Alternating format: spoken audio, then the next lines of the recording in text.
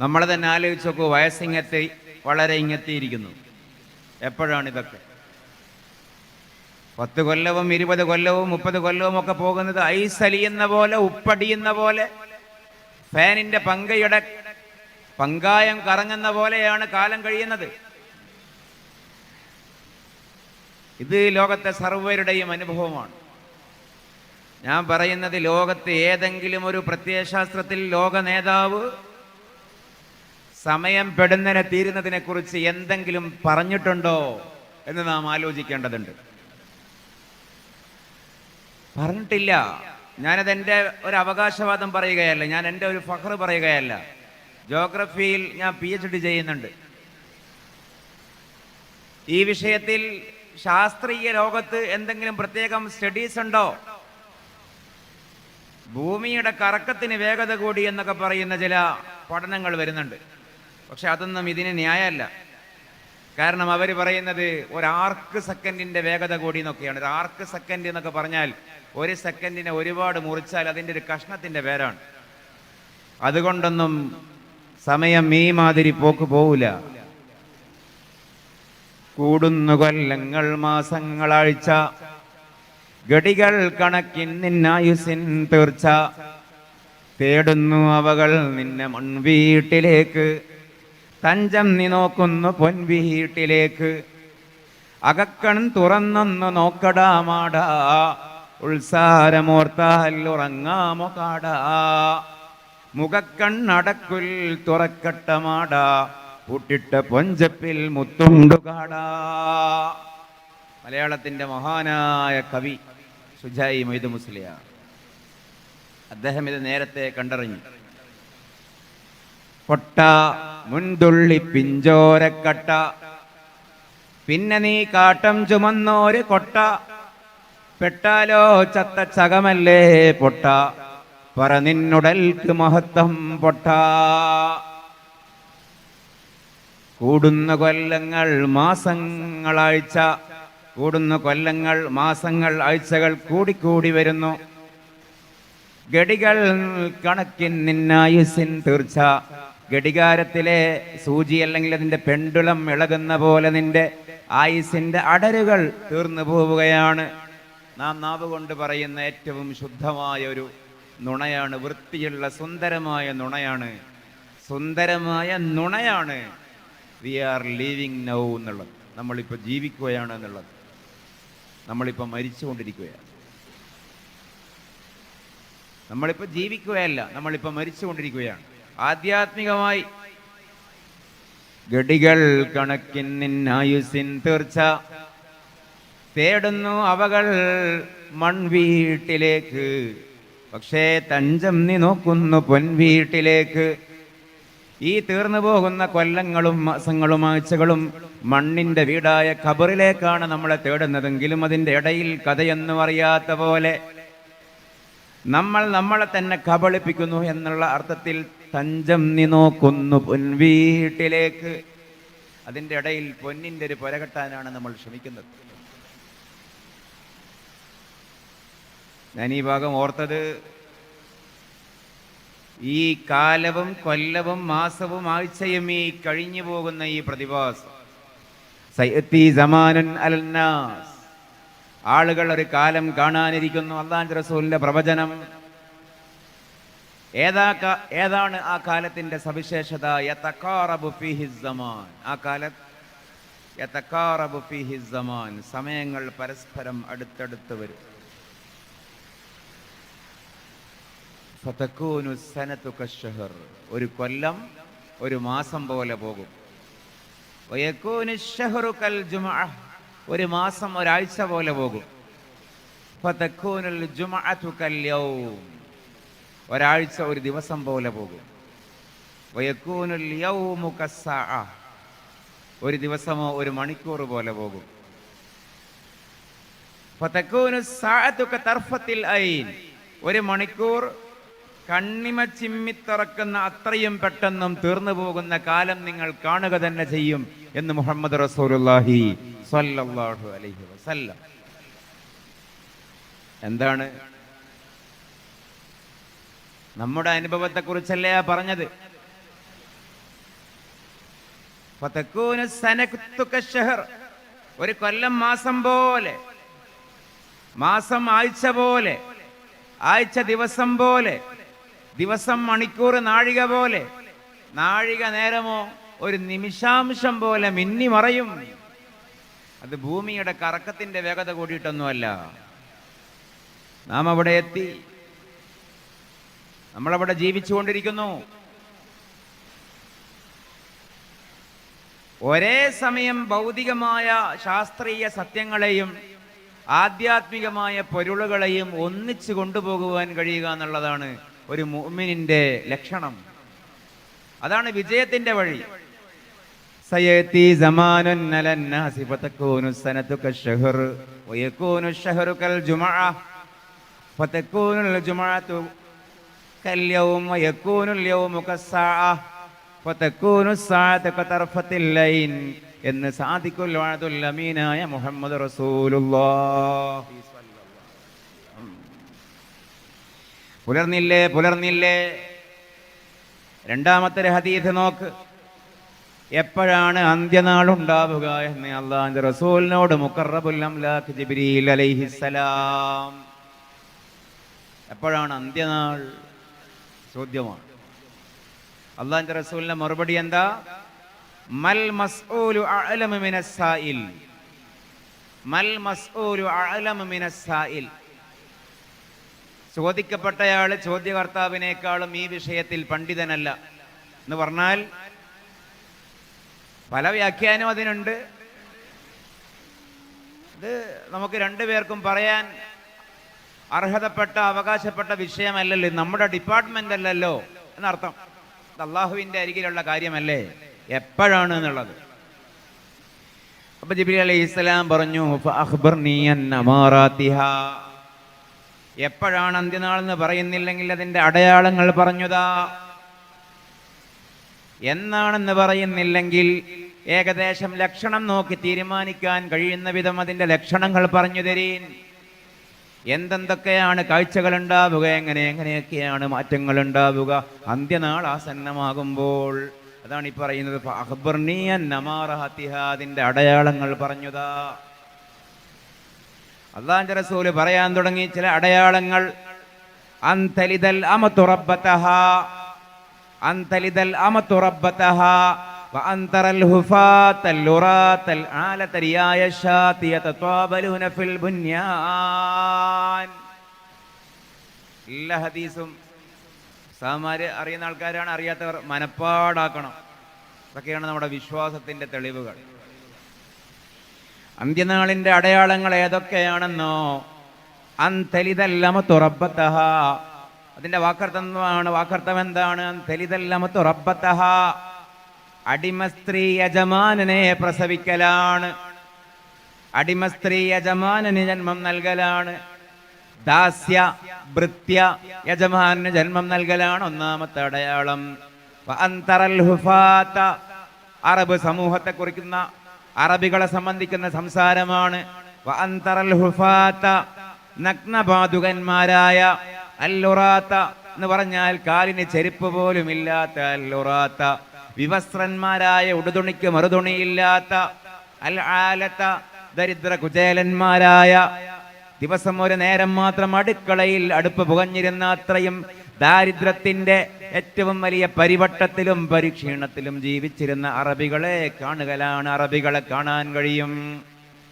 മാത്രവുമല്ല റിയായ ഷാസ്, ഇവിടെ ബെന്യാമീൻ അല്ല ആദ്യമായിട്ട് ആടുജീവിതം എന്നുള്ള പ്രയോഗം കൊണ്ടുവന്നത്.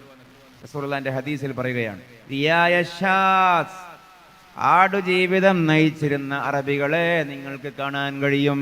എങ്ങനെ കാണാൻ കഴിയും? യതത്വാബലൂന ഫിൽ ബുന്യാൻ, നീളമുള്ള കെട്ടിടം, ആകാശം മുട്ടിക്കുന്ന അമ്പരചുംബികളായ രമ്യഹർമ്മങ്ങൾ കെട്ടിപ്പൊക്കുന്നതിൽ അവർ മത്സരിക്കുന്നത് കാണാൻ കഴിയും. ഈ ഹദീസിന്റെ ഒരു വൃത്തി എത്ര വലിയ വൃത്തിയാണ്. പഴയ ഉസ്താദന്മാര് അൻതലിദൽ അമതു റബ്ബതഹാ എന്നുള്ളതിന് പറഞ്ഞിരുന്ന ഉദാഹരണം എന്തൊക്കെയാന്ന് ഓർമ്മയുണ്ടോ? പഴയ ഉറുദി പറയാൻ വരുന്ന നല്ല നല്ല ഉസ്താദന്മാരില്ലേ, എന്നൊക്കെയല്ലേ എന്നെയൊക്കെ പോലെയുള്ള ഫാക്ടം പോസ്, രാസവളം, കെമിക്കൽ ഉസ്താദന്മാർ ഇറങ്ങിയത്. അന്നൊക്കെയുള്ളത് ഉള്ളുള്ള വലിയ ബലമുള്ള സ്വാലിഹീങ്ങളായ മുഖ്ലിസീങ്ങളായ ഉസ്താദുമാരല്ലേ. അവർ പറഞ്ഞിരുന്ന ഉദാഹരണം എന്താ? കാര്യങ്ങളൊക്കെ അട്ടിമറിയലാണ്, ചിത്രങ്ങളൊക്കെ മാറുക. ഇതാ നമ്മൾ ഈ അതിമനോഹരമായ ഈ പന്തൽ വളരെ വളരെ എന്താ പറയുക, നയനാനന്ദകരമായ, കണ്ണെടുക്കാൻ തോന്നാത്ത വിധം അലങ്കരിച്ച് വെച്ച ഈ പന്തൽ, മനോഹരമായി ഡെക്കറേഷൻസ്. ഇവിടെയുള്ള ഈ ലൈറ്റൊക്കെ നോക്കി താഴോട്ടാണ് തൂങ്ങിയത്. അവരെന്ന് പറഞ്ഞിരുന്ന ഉദാഹരണമാണ്. വിളക്കൊക്കെ ഇന്ന് താഴോട്ടാണ്, ബൾബുകൾ. പക്ഷേ മുമ്പൊക്കെ വിളക്ക് മുകളിലോട്ടാണ്. പാട്ട വിളക്കിലും മണ്ണെണ്ണ വിളക്കിലും ഒക്കെ വിളക്ക് കത്തിച്ച കാലത്ത് വിളക്ക് മുകളിലോട്ടാണ്. ഇന്ന് കാര്യങ്ങളത് കിഴക്കാൻ തൂക്കായി, താഴോട്ടായി. പിന്നെ ഒരു ഉദാഹരണം പറയാറുണ്ടായിരുന്നത്, അന്നൊക്കെ ഈ കല്ലിൻ്റെ അമ്മിയായിരുന്നു. കല്ലിൻ്റെ അമ്മിയാവുമ്പോൾ അമ്മി അവിടെ തന്നെ നിന്ന് അമ്മിക്കുട്ടി ഇങ്ങനെ ആടും. അമ്മി അവിടെ തന്നെ, അമ്മിക്കുട്ടി ഇങ്ങനെ ആടും അങ്ങോട്ടും ഇങ്ങോട്ടും, അടുക്കളയിൽ നിന്ന് ഉമ്മാമയൊക്കെ അരക്കുമ്പോൾ. പിന്നെ വലിയ ഡെവലപ്മെൻ്റൊക്കെ ആയി ഗ്രൈൻഡർ വന്നപ്പോഴോ നേരെ ഓപ്പോസിറ്റായി. അമ്മിക്കുട്ടി വലിയ ആളായി അവിടെ തന്നെ നിൽക്കാൻ തുടങ്ങി, അമ്മി ഇങ്ങനെ കറങ്ങണം. അവസ്ഥ മാറി. കാര്യങ്ങളൊക്കെ നേരെ ഓപ്പോസിറ്റ് ആകും എന്നാണ് പറയുന്നത്. അതിൻ്റെ ഒരു വാചികമായ ഹക്കീക്കിയായ മാനയുണ്ട്, അത് നമ്മളിപ്പോൾ ചർച്ച ചെയ്യണ്ട. അടിമപ്പെണ്ണ് ഉടമാനെ പ്രസവിക്കും അന്ത്യനാളാകുമ്പോൾ, അതിൻ്റെ ഇടയിൽ അത് സംഭവിക്കും. ഇസ്ലാം അങ്ങനെ ഒരു സിസ്റ്റം കൊണ്ടുവന്നു. അതിൻ്റെ ഒരു യഥാർത്ഥത്തിലുള്ള ഒരു ആക്ച്വൽ എന്താ പറയുക, ഹക്കീക്കിയായ ഒരു സെൻസ് അതിനുണ്ട്. ഒരു സ്വതന്ത്രൻ അടിമ സ്ത്രീയെ വിവാഹം ചെയ്തിട്ട് ആ അടിമ സ്ത്രീ ഗർഭിണിയായാൽ എന്നിട്ട് പ്രസവിച്ചാൽ ആ അടിമ സ്ത്രീക്ക് ഉമ്മ വലത് എന്ന് പറയും. ആ കുട്ടി സ്വതന്ത്രനായി, യജമാനൻ മരിക്കലോടുകൂടെ ആ മാതാവും സ്വതന്ത്രയായി. അങ്ങനെ ഒരു സിസ്റ്റം ഇസ്ലാം കൊണ്ടുവന്നു. പക്ഷെ അതിൻ്റെ ഒരു ആലങ്കാരികമായ അർത്ഥം എന്താ? പണ്ടൊക്കെ മാതാപിതാക്കളെ മക്കളാണ് പേടിച്ചത്, ഇന്ന് മക്കളെ മാതാപിതാക്കൾക്ക് പേടിയാണ്. അതാണ് അതിൻ്റെ ഉദ്ദേശം. ഒരു ഉദ്ദേശം, മോൻക്ക് ഇഷ്ടാകൂല എന്ന് കരുതി ഉപ്പ മിണ്ടാണ്ടിക്കുക, മോള് മുഖം കറുപ്പിച്ചാലോ എന്ന് പേടിച്ച് ഉമ്മ മിണ്ടാതിരിക്കുക. ചെറിയ ആളുകൾക്ക് ഇഷ്ടമില്ലാതാവോ എന്ന് കരുതി പറയേണ്ടത് കമ്മിറ്റിക്കാർ പറയാതിരിക്കുക. അണികൾ ചൊടിച്ചു പോയേക്കുമോ എന്ന് കരുതി നേതാക്കന്മാർ മൗനം പാലിക്കുക. ഇതൊക്കെയല്ലേ നമ്മുടെ കാലത്തിന്റെ പൊതുവായ വിശേഷം. എവിടെയും, ഇവിടെ നല്ല എവിടെയും, ഏത് കാട്ടിലും ഏത് നാട്ടിലും അങ്ങനെയാണ്. കിഴുക്കാൻ തൂക്കായി. മക്കളെ പേടിക്കുന്ന ഉമ്മയും ഉപ്പയുമാണ്, മക്കളെ പേടിക്കുന്ന അമ്മയും അച്ഛനുമാണ്. അമ്മയും അച്ഛനും ഉണ്ടാക്കിയ സ്വത്ത് മക്കൾ അടിച്ചു മാറ്റി അമ്മാനെയും അച്ഛനെയും വൃദ്ധസദനത്തിലാക്കുമ്പോഴാണ് ഈ ഹദീസിന്റെ വ്യാഖ്യാനം വരുന്നത്, അൻതലിദൽ അമതു റബ്ബതഹ. കേരളത്തിന്റെ ഇങ്ങേയറ്റം മുതൽ അങ്ങേയറ്റം വരെ ഏറ്റവും വൈഡ് സ്പ്രെഡിങ് ആയിട്ടുള്ള കാര്യം ഏതാണെന്ന് വെച്ചിട്ടുണ്ടെങ്കിൽ, ഒന്ന് ഹോസ്പിറ്റൽ വ്യവസായവും മറ്റൊന്ന് ഡേ കെയർ അഡൾട്ട് ഹോം സെന്ററുകളുമാണ്. പ്രായമായവരെ കൊണ്ടുപോയി തള്ളുന്ന കേന്ദ്രങ്ങളാണ്. അനുഭവിക്കേണ്ടവർ പുറത്ത്, കാത്തിരിക്കേണ്ടവർ അകത്ത്. എന്തിനേറെ സമയത്തിന്റെ സിസ്റ്റത്തിൽ പോലും നമ്മൾ മാറ്റം വരുത്തി. സമയത്തിന്റെ സിസ്റ്റത്തിൽ പോലും. ഇങ്ങോട്ട് തെക്കോട്ട് അത് എത്രത്തോളം ഉണ്ടായി എന്നറിയില്ല. വടക്കോട്ടൊക്കെയുള്ള രീതി എന്ന് പറയുന്നത് രാത്രി ഉറങ്ങാതിരിക്കുകയും പകൽ ഉറങ്ങുകയും ചെയ്യുന്ന ഒരു കൾച്ചർ ലോകത്തെ എല്ലാ സമൂഹങ്ങളെയും, വികസനമെത്തിയ എല്ലാ സമൂഹങ്ങളെയും ബാധിക്കാൻ തുടങ്ങി. നൈറ്റ് ലൈഫ് എന്നാണ് പേര്. ഹോട്ടലൊക്കെ തുറക്കുന്നത് രാത്രിയാണ്, ഷോപ്പൊക്കെ തുറക്കുന്നത് ഉച്ച മുതലാണ്. രാവിലെ സബഹി മുതൽ ഒരു 10-12 മണി വരെ എല്ലാ ഷോപ്പും ക്ലോസാണ്, എല്ലാ ഹോട്ടലും ക്ലോസാണ്. വൈകുന്നേരം ഒരു 4 മണിയാകുമ്പോൾ, ഉച്ചക്ക് 2 മണിയാകുമ്പോൾ, 5 മണിയാകുമ്പോൾ തുറക്കാൻ തുടങ്ങും. പൊലച്ചക്കത്തെ 4 മണി വരെ, പൊലച്ചക്കത്തെ 5 മണി വരെ, പൊലച്ചക്കത്തെ 2 മണി വരെ. ഉറങ്ങാൻ പറഞ്ഞ നേരം ഉണരുകയും ഉണരാൻ പറഞ്ഞ നേരം ഉറങ്ങുകയും ചെയ്യുന്ന സിസ്റ്റം എമ്മും ബി എമ്മും മാറിപ്പോയി. അള്ളാഹു പറഞ്ഞത് എന്താ? വജഅൽന നഹാറ മആശ, പകലിലാണ് ജീവിതം തേടി പോകേണ്ടതെന്നാണ്. വജഅൽന ലൈല ലിബാസ എന്നാണ്. ഭാര്യയും ഭർത്താവും ഇണയും തുണയും പരസ്പരം വസ്ത്രമായി ഉറങ്ങേണ്ട സമയം രാത്രിയാണ് എന്നാണ്. വജഅൽന നൗമക്കും സുബാത, ഉറക്കത്തെ നമ്മളൊരു റിഫ്രഷ്മെന്റ് ആക്കി. രാത്രി ഉറങ്ങാതെ പകൽ എത്ര കടമ്പൂടിയാലും രാത്രി ഉറക്കത്തിന്റെ സ്ഥാനത്ത് എത്തില്ല. പകൽ ഉറങ്ങിയാൽ ആ ഉറങ്ങിയതിന്റെ കൂടി ക്ഷണം വരുന്നേ ഉള്ളൂ. അള്ളാഹു പ്രകൃതിയിലുണ്ടാക്കിയൊരു ബാലൻസ് ഉണ്ട്, താളമുണ്ട്. ആ താളം അടിമുടി ലംഘിച്ച് മുറിച്ച് പൊളിച്ചിട്ടാണ് പിന്നെ നമ്മൾ അള്ളാഹിനോട് എന്ത് ചോദിക്കുന്നത്? കുറെ ആളുകൾക്കുള്ള ഒരു പരാതിയാണ്, ദ്വാരന്നിട്ട് ഉത്തരം കിട്ടുന്നില്ല. എന്താണ്? അള്ളാഹു ഉണ്ടാക്കിയ സിസ്റ്റം മുഴുവനും അടിച്ച് പൊളിച്ച് 4 കഷ്ണാക്കി പീസാക്കി വലിച്ചെറിഞ്ഞു. എന്നിട്ട് അള്ളാഹിനോട് പറയാണ്, റബ്ബന ആതിന ഫിദ്ദുനിയ ഹസന വഫിൽ ആഖിറതി ഹസന വഖിനാ അദാബന്നാർ. ഇവിടെ ദുനിയാവിന്റെ ഹസനയെ നമ്മൾ തന്നെയാണ് 4 കഷ്ണാക്കിയത്. ടറഫൊക്കെ ഓപ്പൺ ആക്കുന്നപ്പോ രാത്രി 10 മണിക്ക് 12 മണിക്ക്. ടൂർണമെന്റ് ലോകകപ്പ് എപ്പോഴേ? അർദ്ധരാത്രികളിൽ. നമ്മൾ ഉറങ്ങുന്നപ്പോ 12 മണി 1 മണിക്ക്. ലാസ്റ്റ് സീനപ്പോ 1 മണിക്ക്. 1 മണി വരെ എന്താ വാട്സാപ്പിൽ പണി? സമുദായത്തെ ഉണ്ടാക്കൽ. ദീനുൽ ഇസ്ലാമിന് വേണ്ടി പടപൊരുതലാണ്. 1 മണി വരെ 2 മണി വരെ. എന്നിട്ട് സബഹി അല്ലാഹായിട്ട് പിന്നെയും വന്നിട്ട് നമ്മൾ അള്ളാഹിനോട് പറയുന്നതാണ്, റബ്ബന ആതിന ഫിദ്ദുനിയ ഹസന. അള്ളാഹു എവിടെ ഉത്തരം തരാനാണ്? ഞാൻ നേരത്തെ പറഞ്ഞു, വലിയ വലിയ പണ്ഡിതന്മാർ ഇശാ കഴിഞ്ഞാൽ ഒറ്റ ഉറക്കം. മഗ്രിബ് കഴിഞ്ഞാൽ പിന്നെ ദുനിയാവിൻ്റെ വർത്താനയില്ല. മഗ്രിബിൻ്റെ നേരത്തെ തന്നെ രാത്രി ഭക്ഷണം കഴിച്ചു, ഇശാ കഴിഞ്ഞാൽ ഉറങ്ങും. അവർ എഴുന്നേൽക്കും. എപ്പോന്നറിയോ?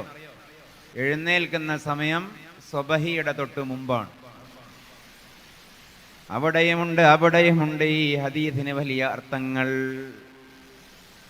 അള്ളാഹിന്റെ റസൂലായ സമയം സ്വബഹിയുടെ തൊട്ട് മുമ്പുള്ള സമയമാണ്.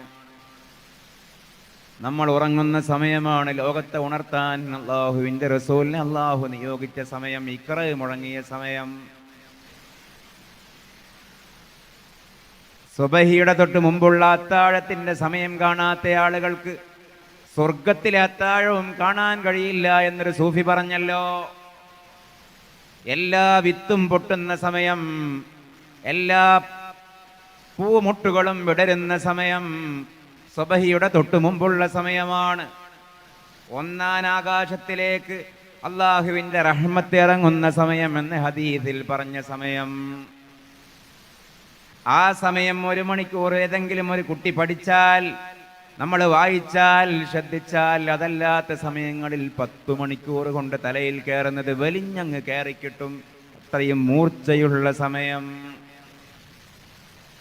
ആ സമയം മുഴുവനും നമ്മൾ കിടന്നുറങ്ങുന്നു. കേവലം ഹിറാ ഗുഹയിൽ ആദ്യമായി മുഖറബുൽ അംലാക്കിനെ അള്ളാഹുവിന്റെ റസൂല് കണ്ട സമയമെന്ന് മാത്രമല്ല അതിൻ്റെ അർത്ഥം. മനുഷ്യന്മാർക്ക് വിവരവും വിദ്യാഭ്യാസവും ഉണ്ടാക്കാൻ ശ്രമിക്കുന്ന ആളുകൾക്ക് പഠിക്കാൻ ഏറ്റവും പ്രകൃതി അനുയോജ്യമായ സമയമാണ് ആ സമയം. അതാണ് അതിൻ്റെ ഒരു മാതൃക. നട്ടപ്പാതിരാക്ക് 11 മണിക്കും 12 മണിക്കും 1 മണിക്കും അല്ലെങ്കിൽ നട്ടുച്ചക്കും വൈകുന്നേരവും കുത്തിവലിച്ച് പഠിക്കാനിരിക്കുന്നതിനേക്കാൾ സബഹിയുടെ തൊട്ട് മുമ്പ് അരണ്ട വെളിച്ചം ഫിറ്റ് ചെയ്ത് വായിക്കുന്ന പുസ്തകത്തിലേക്ക് മാത്രം ലൈറ്റ് വെച്ച് കൊടുത്ത് ആ സമയം വായിച്ചാൽ അതായിരിക്കും കൂടുതൽ തലച്ചോറിലേക്ക്, ബ്രെയിനിലേക്ക് കൂടുതൽ വലിഞ്ഞു കയറുന്നത് എന്നുള്ളത് ഇന്നത്തെ അനുഭവമാണെങ്കിൽ ആ സമയത്ത് തന്നെ വഹീമുണ്ടായി. ആ സമയത്ത് തന്നെ വഹീമുണ്ടായി. കലീമുല്ലാഹി മൂസാ അലൈഹിസ്സലാമിന് എപ്പോഴാണ് തൗറാത്ത് കിട്ടിയത്? നട്ടുച്ചക്കല്ല കിട്ടിയത്, സബഹിയുടെ മുമ്പാണ്. ഫറവോന്റെ നാട്ടിൽ നിന്ന് കിങ്കരന്മാർ കോപ്റ്റിക് കിബ്തിയെ വധിച്ചു പോയതിന്റെ പേരിൽ പിടിക്കപ്പെടും, അല്ലെങ്കിൽ തലക്ക് ഇനാം പ്രഖ്യാപിച്ച് കിങ്കരന്മാർ നടക്കുന്ന സമയം ഈജിപ്തിലേക്ക് നാടുവിടുന്നു കലീമുല്ലാഹി മൂസാ അലൈഹിസ്സലാം. ഒപ്പമുണ്ട് പത്നിയായ സഫൂറ, ഗർഭിണിയായ പത്നി കൂടെയുണ്ട്.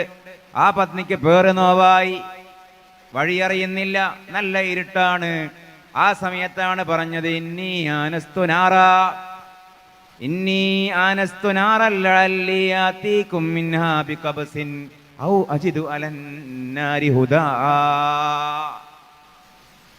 എങ്ങനെയാണ് സഫൂറ ഒന്ന് കൈച്ചലായി കിട്ടുക, ഈജിപ്തിലേക്ക് പോകാനുള്ള വഴി ഏതാണെന്നറിയാതെ അള്ളാന്റെ റസൂലാകാൻ നിമിത്തമുണ്ടായ മൂസയും പത്നിയും ഉഴറിയപ്പോ അങ്ങ് ദൂരെ ആരോ അതാ തീ കൂട്ടിയത് കാണുന്നു.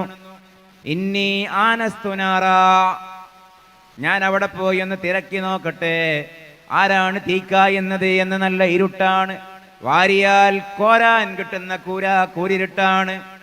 ഞാൻ അവിടെ പോയി അജിദു അലന്നാരി ഹുദാ ഇന്നി ആനസ്തു നാറൻ ലഅല്ലി ആതീകും മിൻഹാ ബിഖബസിൻ, അവിടുന്ന് ഞാൻ റാന്തൽ കൊണ്ടുവരാം.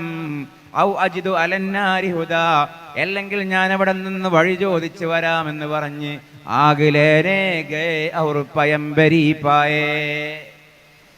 അള്ളാഹിന്റെ ദീനിന്റെ അത്ഭുതം കലീമുല്ലാഹി മൂസയോട് ചോദിക്കണം.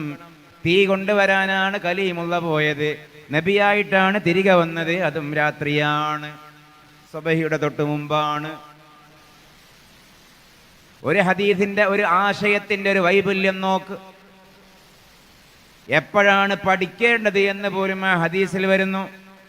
നമ്മളോ എമ്മിനെ പി എം ആക്കി, പി എമ്മിനെ എം ആക്കി, പകലിനെ രാത്രിയാക്കി, രാത്രിയെ പകലാക്കി, ഉണരേണ്ട നേരം ഉറക്കാക്കി, ഉറങ്ങേണ്ട നേരം ഉണർവിന്റെ സമയമാക്കി, അടുക്കേണ്ടതിനോട് അകന്നു, അകറ്റി നിർത്തേണ്ടതിനെ അടുപ്പിച്ചു വെച്ചു. നോ പറയേണ്ടതിനോട് യെസ് പറഞ്ഞു, യെസ് പറയേണ്ടതിനോട് നോ പറഞ്ഞു. കാലിൽ വെക്കേണ്ടതിനെ തലയിൽ വെച്ചു, തലയിൽ വെക്കേണ്ടതിനെ കാലിൽ വെച്ചു. അകത്ത് വെക്കേണ്ടതിനെ മുറ്റത്തിറക്കി, മുറ്റത്ത് വെക്കേണ്ടതിനെ അലമാറയിൽ കൊണ്ടുപോയി വെച്ചു. 1-ാം സ്ഥാനം നൽകേണ്ടതിന് 101 നൽകി, 101 നൽകേണ്ടതിന് 1-ാം സ്ഥാനം നൽകി. അന്തലിദൽ അമതു റബ്ബതഹാ. അന്ത്യനാള് വരുമ്പോ അതായിരിക്കും ചിത്രം. വൈരുദ്ധ്യങ്ങൾ സംഭവിക്കും. ആരൊക്കെയാണോ ചാനലിന്റെ മുമ്പിൽ വന്നിട്ട്, മീഡിയക്കാരെ മുമ്പിൽ വന്നിട്ട്, ഏതൊക്കെ ലോക നേതാക്കളാണോ കാരുണ്യത്തെ കുറിച്ച് സംസാരിക്കുന്നത്, അവരായിരിക്കും ഭൂമിയിൽ ഏറ്റവും വലിയ കാഠിന്യത്തിന്റെ വക്താക്കൾ, അല്ലേ? ചാനലുകാരെ മുമ്പിൽ വന്നിട്ട്, മീഡിയ പ്രസ് മീറ്റിങ്ങിൽ വന്ന്, വലിയ വലിയ സിംബോസിയങ്ങളിൽ വന്ന്, അന്താരാഷ്ട്ര വേദികളിൽ വന്ന് മനുഷ്യാവകാശത്തെയും ലോക സമാധാനത്തെയും കുറിച്ച് ഏതൊക്കെ ലോക വൻശക്തികളുടെ തമ്പുരാക്കന്മാരാണോ സംസാരിക്കുന്നത്, അവര് തന്നെയല്ലേ ഏറ്റവും വലിയ അണുവായുധ കച്ചവടക്കാരും, ഏറ്റവും വലിയ ബോംബിന്റെയും ഹൈഡ്രജൻ ബോംബിന്റെയും ഗോഡൌണുകൾക്ക് കാവലിരിക്കുന്നവരും. എല്ലാ രാജ്യങ്ങൾക്കിടയിലും യുദ്ധം ഉണ്ടാക്കുന്ന ആൾക്കാരാണ് ഇന്ന് സമാധാനത്തിന് നോബൽ സമ്മാനം എനിക്ക് കിട്ടണമെന്ന് പറയുന്ന ആളുകൾ. അന്തലിദൽ അമതു റബ്ബതഹാ. വായിലൊന്ന്, പുറത്തൊന്ന്, പറയലൊന്ന്, ചെയ്യലൊന്ന്. വഅന്തറൽ ഹുഫാതൽ ഉറാതൽ ആലതരിയായ ശാതി യതത്വാവലൂന ഫിൽ ബുന്യാൻ. ഇതൊക്കെ ലോകത്ത് പറയാൻ ഒരാൾക്കേ സാധിക്കൂ. ആർക്ക് എന്നറിയോ? സ്വാഹിബുൽ വഹ്യ്. അള്ളാഹുവിങ്കിൽ നിന്ന് വഹി കിട്ടുന്ന ഒരു മനുഷ്യനെ ഇത് പറയാൻ കഴിയൂ. അതുകൊണ്ടാണ് ആരൊന്നാമനായത്? മുഹമ്മദ് റസൂലുള്ളാഹി സ്വല്ലല്ലാഹു അലൈഹി വസല്ലം. നിങ്ങളെന്താ പിന്നെ സലാത്തിന്റെ ജീവൻ പോയത്? മുഹമ്മദ് റസൂലുള്ളാഹി.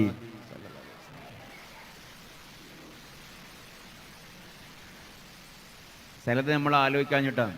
ഈ സൂപ്പിന്റെ എന്താ ഒരു ചൊല്ലില്ലേ, സൂപ്പിന്റെ ടേസ്റ്റ്. പൊതുവെ ഞാനിങ്ങനെ ഒരു ക്ലാസ് എടുത്ത് ഇങ്ങനെ ഒരു ഇൻഡോർ പരിപാടിക്കാണ് ഞാൻ പോകാറുള്ളത്. ഞാൻ ഒറ്റയ്ക്ക് ഇങ്ങനെ പറയലില്ല, എൻ്റെ കൂടെ ഇങ്ങനെ കൊണ്ടുപോകാൻ ശ്രമിക്കലുണ്ട്. നിങ്ങളും കൂടിയും വരണം എൻ്റെ ഒപ്പം. മറ്റേതൊരു റേഡിയോ പ്രസംഗമാവും. പിന്നെ എൻ്റെ പ്രസംഗത്തിനെ വിലയിരുത്തി ഇവിടെ ഇരിക്കുന്നില്ല നിങ്ങൾക്ക് അത്ര നേരം പോയിന്നേ ഉള്ളൂ. എനിക്കേതായാലും 11:02 ബസ്. എനിക്ക് ഇവിടുന്ന് പറയുന്നതുകൊണ്ട് ഒരു നഷ്ടമില്ല. നിങ്ങളുടെ നേരങ്ങ് പോയിക്കിട്ടും. അപ്പം അതുകൊണ്ട് മജ്ലിസുൽ ഇൽമാണ്, അള്ളാഹുവിനെയും റസൂലിനെയും ഓർക്കുന്ന സദസ്സാണ്, മരിച്ചു പോവേണ്ട ആയുസ്സാണ്. ഖബർ കടക്കുമ്പം വെളിച്ചമാകാൻ നിമിത്താകണം എന്നുള്ള നീയത്തോടെ ഇരുന്നാൽ ഇതൊരു 1 കോടി ഉറുപ്പികൾക്കും കിട്ടാത്തൊരു മുതലാകും. അള്ളാഹു അങ്ങനെ ആക്കി തരട്ടെ. അതാണ് ഇപ്പൊ ഞാൻ പറഞ്ഞെന്താ അറിയോ, സൂപ്പിന്റെ രുചി സ്പൂണിനറിയില്ല എന്ന് പറയും, പായസത്തിന്റെ മധുരം പാത്രത്തിനറിയില്ല എന്ന് പറയും.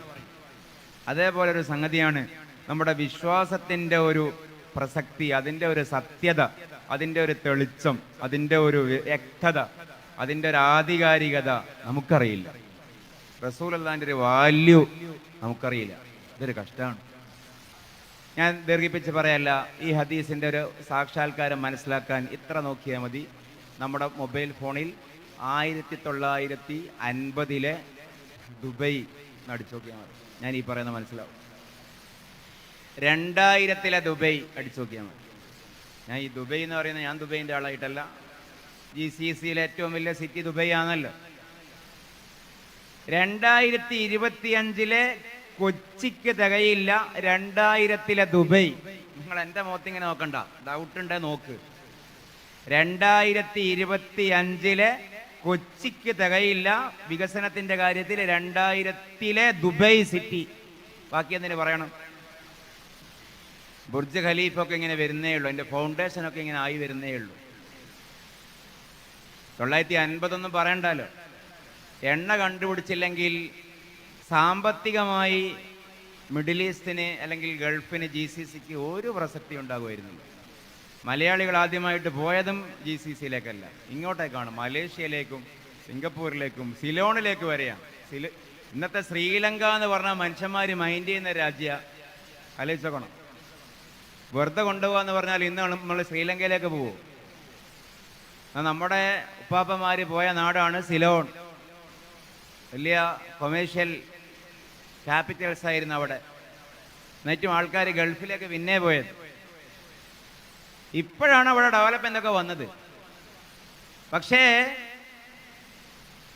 ഇത് 2000 പോലും അവിടെ അത്രയും അവികസിതമാണെങ്കിൽ, ഇപ്പൊ 2025 ഗൾഫിൽ പോകാത്ത ആൾക്കാർ വിചാരിക്കും ഗൾഫ് എന്ന് പറഞ്ഞാൽ മുഴുവനും ഈ പറഞ്ഞ പോലെ എലാസ്റ്റിക്കും ഫൈബറും പൊന്നും പവിഴവും തന്നെയാണ്. 2025 തിരുവനന്തപുരം ജില്ലയുടെ വികസനം എത്താത്ത ഒട്ടനേകം റിമോട്ട് ഏരിയകൾ ഈ പറയുന്ന ഏറ്റവും വികസനമെത്തി എന്ന് പറയുന്ന GCCയിലെ UAE പോലും ഉണ്ടാവും.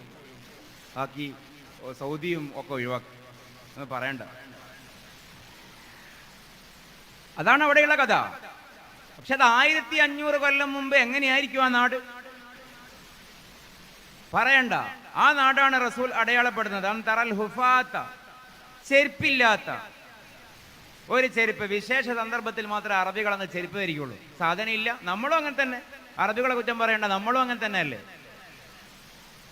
ഇന്ന് കുട്ടികൾക്ക് സുഭിക്ഷതയാണ്, ധാരാളിത്താണ്, ആർഭാടാണ്. എല്ലാവർക്കും വസ്ത്രത്തിന്റെ കൂമ്പാരാണ്. വസ്ത്രം അണിയുന്ന മുറിയിലേക്ക് ചെന്നാൽ കൺഫ്യൂഷനാണ്. ഏതാണ് ഇപ്പൊ ഇടുക, പിന്നെ ഏതാണിയ, ഇതണിയണോ ഇതണിയണോ ഇതണിയണോ. കരൊപ്പിക്കുന്ന കുപ്പായൊക്കെ ഇന്ന് വന്നതല്ലേ, അന്നുണ്ടതിനോ? കുപ്പായത്തിന്റെ കളർ ഏതാണ്? അത് തന്നെ മുണ്ടിന്റെ കര, അത് തന്നെ വാച്ചിന്റെ സ്റ്റാപ്പിന്റെ പട്ടാന്റെ കളറ് ഏതാണ്? ചുരിദാറിന്റെ ഡിസൈൻ അത് തന്നെ ചെരുപ്പിന്, അത് തന്നെ വളക്ക്, അത് തന്നെ മാലക്ക്, അത് തന്നെ അന്നന്ന് ഉപയോഗിക്കുന്ന ഫോണിന്റെ കേസ്. ഇതൊക്കെ ഇന്നുണ്ടായല്ലേ. ഏതാണ് അണിയേണ്ടത് എന്ന് അന്തിച്ചു നിൽക്കേണ്ട വിധം ആർഭാടം നിറഞ്ഞ വസ്ത്രമഹലുകളായി, ടെക്സ്റ്റൈൽസുകളായി വീടിലെ അളമാറകൾ മാറി. അന്നെങ്ങനേനു ഏതാണ് അണിയേണ്ടത് എന്ന് കൺഫ്യൂഷൻ ആവുന്ന വിധം ഫുട്വെയർ തുടങ്ങാൻ മാത്രമുള്ള ചെരുപ്പുകളാണ് ഓരോ വീട്ടിലും. ഫുട്വെയർ തുടങ്ങാൻ മാത്രമുള്ള ചെരുപ്പുകൾ, ക്രോക്കറി തുടങ്ങാൻ മാത്രം ഇനിയും ബാക്കിയാവുന്ന പാത്രപ്പര, അത്രയും പാത്രങ്ങൾ അടുക്കളയിൽ, അതിൻ്റെ സ്റ്റോറൂമുകളിൽ. നമ്മളും അങ്ങനെ തന്നെയായിരുന്നു. ആ അറബികളും പണ്ട് ഈ പറഞ്ഞ പോലെ ഒന്നുമില്ലാത്തവരാണ്. ഇന്നാണ് അവർക്കും നമുക്കുണ്ടായത്. പക്ഷെ അങ്ങനെയൊക്കെ പറഞ്ഞിട്ട് റസൂൽ പറയുന്നതാണ്, അങ്ങനെയുള്ള അറബികൾ യതഫാവലൂന ഫിൽ ബുന്യാൻ, കെട്ടിടമുണ്ടാക്കി മത്സരിക്കും. ഞാൻ നേരത്തെ പറഞ്ഞ ഒരു വാക്കുണ്ട്, എല്ലാം നമ്മൾ പഠിച്ചു പക്ഷേ ദീൻ പഠിക്കുമ്പോൾ നമുക്ക് കിട്ടൂല എന്നുള്ളൊരു തോന്നലുണ്ട്. അറബി ഭാഷ പഠിച്ചാലേ ഇസ്ലാമിൻ്റെ മധുരം കിട്ടും. അത് അറബിയുടെ ഒരു ട്രാൻസ്ലേഷനും ഒരു തർജ്ജമയും ഒരു ഇംഗ്ലീഷും ഒരു ടർക്കിഷും ഇസ്ലാമിൻ്റെ ആന്തരിക സൗന്ദര്യത്തിലേക്ക് നമ്മളെ കൂട്ടിക്കൊണ്ടു പോകില്ല. കാരണം ഖുർആൻ്റെയും ഹദീസിൻ്റെയും ഭാഷ അറബിയായതുകൊണ്ട്. ചിലപ്പോൾ ചില പുതിയ ആശയക്കാർ പറയും, വെള്ളിയാഴ്ചയൊക്കെ ഖുതുബ എന്തിനാണ് ഇങ്ങനെ അറബിയിൽ ഓതുന്നത്, മനസ്സിലാവുന്നില്ലല്ലോ. ഞാനതിൻ്റെ പ്രമാണം വെച്ചൊന്നും പറയുന്നില്ല, പരാക്ഷേപമല്ല. പക്ഷെ അത് ഫിലോസഫിക്കലി ഒരു നൺ സെൻസാണ് പറയുന്നത്. ഇസ്ലാമിൻ്റെ ഖുർആനിൻ്റെ ഹദീസിൻ്റെ ഭാഷ പഠിക്കൂ എന്ന് മുസ്ലിമീങ്ങളോട് പറയുന്നതിന് പകരം അറബി മാറ്റി നിങ്ങൾ മലയാളത്തിലാക്കൂ എന്ന് പറയുന്നത് അവിടെ തെറ്റിപ്പോയിട്ടുണ്ട് ഈ ദീനുൽ ഇസ്ലാമിൻ്റെ ഫിലോസഫി. ബാക്കിയൊന്നും പറഞ്ഞിട്ട് കാര്യമില്ല. അപ്പൊ അവിടെയുള്ള വാക്കാണ് ഈ തത്വാവലൂന. തത്താവല എന്ന് പറഞ്ഞാൽ നീളം കൂട്ടി മത്സരിക്കുക. രണ്ടട്ടി ബിൽഡിങ്ങുകളില്ലാത്ത ഒരു കാലത്ത് അല്ലാഹുവിന്റെ റസൂലിന്റെ പ്രവചനം, അറബികൾ നീളം കൂട്ടിയ ബിൽഡിംഗ് ഉണ്ടാക്കി മത്സരിക്കും. ഇത് കേവലം ബുർജ് ഖലീഫയെ മനസ്സിൽ വെച്ച് പറയുന്നതല്ല. ആയിരക്കണക്കിന് കെട്ടിടങ്ങൾ കോൺക്രീറ്റിന്റെ കാടുകളായി അറേബ്യ മാറിയ ഒരു കാലത്ത് 2036 സൗദി ലോകകപ്പ് നടത്താൻ പോകുന്ന പ്രപ്പോസ്ഡ് പ്ലാൻഡ് സിറ്റി ഇനി ഉണ്ടായിട്ട് വേണം. നിലവിൽ ഉണ്ടായ സിറ്റിയിലല്ല, കേസയിൽ 36 വേൾഡ് കപ്പ്. ജിദ്ദക്കടുത്തുള്ള കടൽ പൂഴിയിട്ട് മണലിട്ട് നികത്തിയിട്ട് കോണിഷ് ആറടംബര സിറ്റി കെട്ടിയിട്ട് ഇനി അതിൽ വേണം ലോകകപ്പ് നടത്താൻ. 890ഓളം മീറ്റർ പൊക്കമുള്ള ബിൽഡിംഗ് ഉണ്ട് ഗൾഫിൽ അറേബ്യയിൽ. 890ഓളം മീറ്റർ പൊക്കമുള്ള ബിൽഡിംഗ് എന്ന് പറഞ്ഞാൽ 1 കിലോമീറ്റർ. ഇനി അതിനേക്കാളും പൊക്കമുള്ള ബിൽഡിംഗ് വരും അല്ലാഹുവിന്റെ റസൂലിന്റെ നേരെ മണ്ണായ ഹിജാസിൽ. 5-10 കൊല്ലത്തിനുള്ളിൽ ഒരു ഓട്ടോറിക്ഷയുടെ മിനിമം ചാർജ് എത്ര? 35 റുപ്യ. മുകളിലോട്ട് ചുമരുമ കൂടി പോകുന്ന ഓട്ടോറിക്ഷ ഉണ്ടെങ്കിൽ മിനിമം ചാർജിന് പോയി വരാൻ പറ്റാത്ത ബിൽഡിംഗ് ഉണ്ട്. ഇങ്ങനെ മുകളിൽ വരെ എത്തിയിട്ട് മീറ്റർ നോക്കിയിട്ട് ഓട്ടോ ഡ്രൈവർ പറയും 60 റുപ്യേൻ്റെ ഓട്ടോ ഉണ്ട്. അതാണ് പറഞ്ഞതിൻ്റെ മലയാളം. രണ്ടട്ടി ബിൽഡിംഗ് ഇല്ലാത്ത കാലത്താണ് ഇത് പറഞ്ഞതെന്നുള്ളതാണ് നിങ്ങൾ മനസ്സിലാക്കണം. രണ്ടട്ടി ബിൽഡിംഗ് ഇല്ലാത്ത കാലത്താണ് ഇത് പറഞ്ഞത്. അപ്പോൾ അവിടെ 2 വിഷയം, ദീൻ മനസ്സിലാക്കാൻ 2 വിഷയം. ഒന്ന്, ആ പറഞ്ഞത് അങ്ങനെ തന്നെ പുലർന്നു, അത് പ്രത്യേകിച്ച് പറയേണ്ടതില്ല. രണ്ടാമത്തേത്, ഇത് പുലരാത്ത കാലത്തെ സഹാബികൾ അത് കേട്ടപ്പോൾ മൂക്കത്ത് വിരൽ വെച്ചിട്ട് അത് അവിശ്വസിച്ചില്ല എന്നുള്ളത്. ആടെയാണ് ദീനിന്റെ മധുരം. അല്ലാഹുവിന്റെ റസൂൽ അത് പറഞ്ഞോ, എന്നാൽ ഉണ്ടായിരിക്കും. അവരുടെ വിശ്വാസത്തിന്റെ ഒരു ബോധ്യം നോക്ക്. ഞാൻ ഇന്നലെ ആകാശത്തിന്റെ മുകളിൽ പോയി തിരിച്ചു വന്നു, അള്ളാനെ കണ്ടു, നിസ്കാരം കിട്ടി എന്ന് റസൂലുള്ള പറയുമ്പോഴേക്ക് ഇൻ കാലഫഖദ സദഖ. അതാണ് അൽ ഇസ്ലാമു അത്തസ്ദീഖു ബിമാ ജാഅ ബിഹിൻ നബിയ്യു സ്വല്ലല്ലാഹു അലൈഹി വസല്ലം. റസൂലുള്ള പറയുന്നതിനെ അപ്പടി വിശ്വസിക്കുന്നതിന്റെ പേരാണ് അൽ ഇസ്ലാം. അല്ലാതെ നാസ പറഞ്ഞു, മൈക്കിൾ എച്ച്ഹാർട്ട് പറഞ്ഞു, വള്ളത്തോള് പറഞ്ഞു, കുഞ്ചൻ നമ്പ്യാർ പാടി, അതൊക്കെ ഒരു പൊടിപ്പിനും തൊങ്ങലിനും ഒരു മല്ലി മസാല വിതറുകയാണ്. ഇസ്ലാമിന്റെ മർമ്മം അത്തസ്ദീഖ് ബിമാ ജാഅ ബിഹിൻ നബിയ്യു സ്വല്ലല്ലാഹു അലൈഹി വസല്ലം. ആലോചിച്ചൊക്കെ, ഒരു 100 കൊല്ലം മുമ്പ് ഈ കടുവാപ്പള്ളി ഓലമേഞ്ഞ ഓടുമേഞ്ഞ പള്ളിയായിരിക്കുമല്ലോ, ഓലമേഞ്ഞ പള്ളിയായിരിക്കുമല്ലോ അന്ന് പറയുകയാണ്. ഇനി അതിനേക്കാളും ഗതിയില്ലാത്തൊരു കാലത്ത് പറയുകയാണ്, ഒരു 50 കൊല്ലം കഴിഞ്ഞാൽ ഈ പള്ളി, ഈ നാട് അമ്പരചുംബികളായ ബിൽഡിങ്ങുകളായി മാറുന്നു പറഞ്ഞാൽ, അന്ന് ആ പ്രസംഗം നടത്തിയ ഖതീബിന്റെ മുമ്പിൽ ഇരുന്നിട്ടുണ്ടാവുന്ന നാട്ടുകാർ പറയൂലേ, ഉസ്താദേ നിങ്ങളെ നമ്മൾ ജോലിക്ക് നിയമിച്ചു എന്നുള്ളത് ഓക്കെയാണ്, പക്ഷേ ഒന്ന് മയത്തിൽ തള്ളണം എന്ന് പറയൂലേ. ഇത് വിശ്വസിക്കാൻ പറ്റുന്നുണ്ടോ? ഏത് കാലത്താ റസൂലുള്ളാഹിന്റെ ഈ പ്രവചനം? ഞങ്ങൾ കാട്ടിച്ചതും ഒട്ടകം കാട്ടിച്ചതും ഒരുപോലെ. അതാണ് ആ കാലത്തിന്റെ അവസ്ഥ സഹാബികൾ പറഞ്ഞത്. നമ്മൾ ഈ ഗാസാന്റെ ഒക്കെ ന്യൂസ് വായിക്കുന്നുണ്ടല്ലോ, അള്ളാഹു അവർക്ക് ഷഹാദത്തിന്റെ കൂലി കൊടുക്കട്ടെ. ഞാൻ ആരെയും ചെറുതാക്കുകയല്ല. ഹമാസിന്റെ പോരാളികൾക്ക് അള്ളാഹു ഷഹാദത്തിന്റെ കൂലി കൊടുക്കട്ടെ, ഗാസക്കാർക്ക് ഷഹാദത്തിന്റെ കൂലി കൊടുക്കട്ടെ, എതിരാളികളെ അള്ളാഹു തകർക്കട്ടെ. പക്ഷെ അത് ചരിത്രപരമായ ആവർത്തനമാണ്. സഹാബികൾ പറയുന്നുണ്ട്, ഞങ്ങൾ കാട്ടിച്ചതും ഒട്ടകം കാട്ടിച്ചതും സെയിം. എന്താ, ഞങ്ങൾ തിന്നതും പുല്ല്, ഒട്ടകം തിന്നുന്നതും പുല്ല്, രണ്ടും കറുകപ്പുല്ല്. കാഷ്ടം ഉണങ്ങിയാൽ അതും കറുപ്പ് കട്ട, ഞങ്ങളുടേതും കറുപ്പ് കട്ട. ഏതാണ് മനുഷ്യൻ കാഷ്ടിച്ചത്, ഏതാണ് ഒട്ടകം കാഷ്ടിച്ചത് ഞങ്ങൾക്ക് മനസ്സിലായിരുന്നില്ല എന്ന് ഓർത്ത് പറഞ്ഞ സഹാബികളുടെ അനുയായികളുടെ പേരാണ് ലോക മുസ്ലിങ്ങൾ. തീയിൽ കുരുത്തത് വെയിലത്ത് വാടാൻ പാടില്ല. നമ്മൾ ഇന്ന് പാൽക്കുപ്പികളായി മാറി, അത് വേറെ വിഷയം. ഇന്ന് നമ്മൾ പാൽക്കുപ്പികളാണ്. അനുഭവങ്ങളില്ലാത്ത, ദാരിദ്ര്യമില്ലാത്ത, പരിവട്ടമില്ലാത്ത, പട്ടിണി അറിയാത്ത. നോമ്പിനൊക്കെ നമ്മൾ വെറുതെ പറയും പട്ടിണി അറിയാനാണ് നോമ്പ്, വെറുതെയാണ്. നമുക്ക് ഗ്യാരണ്ടിയാണ് 6:40 ടേബിളിൽ മുഴുവനും ഓണപ്പൂക്കളം പോലെ സദ്യ ഉണ്ടാകുന്നു. ആ ഗ്യാരണ്ടി ഉള്ളത് കൊണ്ടാണ് പകല് നമുക്ക് നോമ്പ് നോക്കുമ്പോൾ ആവേശം. ആവേശമൊന്നും ഉണ്ടാവില്ല. ബാങ്ക് വിളിക്കുമ്പോൾ ഉള്ളിയോ അല്ലെങ്കിൽ ഉരുളക്കിഴങ്ങോ അല്ലെങ്കിൽ ബോട്ടിൽ വെള്ളമോ എയർ ഡ്രോപ്പ് ചെയ്തെങ്കിൽ മാത്രം കിട്ടും എന്നാണ് അവസ്ഥയെങ്കിൽ റമദാൻ നോമ്പിന് ഈ പറയുന്ന ആവേശമൊന്നും ഉണ്ടാവില്ല. അവർക്ക് അനുഭവമുണ്ട്, നമുക്ക് അനുഭവമില്ല. വലിയ വലിയ സംഗതികളാണ്. പക്ഷേ അങ്ങനെ ഞങ്ങൾ കാട്ടിച്ചതും ഒട്ടകം കാട്ടിച്ചതും ഒരുപോലെ എന്ന് പറഞ്ഞ ആ കാലത്ത് അള്ളാഹുവിന്റെ റസൂൽ പറയുന്നു, കെട്ടിടമുണ്ടാക്കി മത്സരിക്കുന്ന അറബികൾ വരും. ആരും അവിശ്വസിച്ചില്ല, ആരും അതിശയോക്തി പറഞ്ഞില്ല, മയത്തിൽ തള്ളൂ എന്ന് പരിഭവപ്പെട്ടില്ല, മനസ്സാതിനെ നിരാകരിച്ചില്ല. അത് വന്നിരിക്കും, വിശ്വസിച്ചു. കാരണം എന്താണ്? ഈ ഭൂമിയെ അള്ളാഹു എനിക്ക് കോണാക്കി മടക്കി തന്നു. ഞാൻ വീണ്ടും ആവർത്തിക്കുന്നു, ഹഖീഖത്ത് മുഹമ്മദിയ മനസ്സിലാവലാണ് ദീനുൽ ഇസ്ലാം. അള്ളാഹുവിന്റെ റസൂൽ പറയുകയാണ്, ഈ കടലാസ് ഉണ്ടല്ലോ, ഇത് ഇങ്ങെന്നും മടക്കിയിട്ട് ഇങ്ങനെയും മടക്കി ഒരു ഫോൾഡറാക്കി ഈ ഭൂമിയെ മുഴുവനും ഒരു ചെറിയ ഒരു ഫോൾഡറാക്കി അള്ളാഹു എനിക്ക് കാണിച്ചു തന്നു, ചുരുക്കി തന്നു. അതിന്റെ കിഴക്കും പടിഞ്ഞാറും ഞാൻ സമയദൂര പരിമിതികൾക്കപ്പുറം മനസ്സിലാക്കി.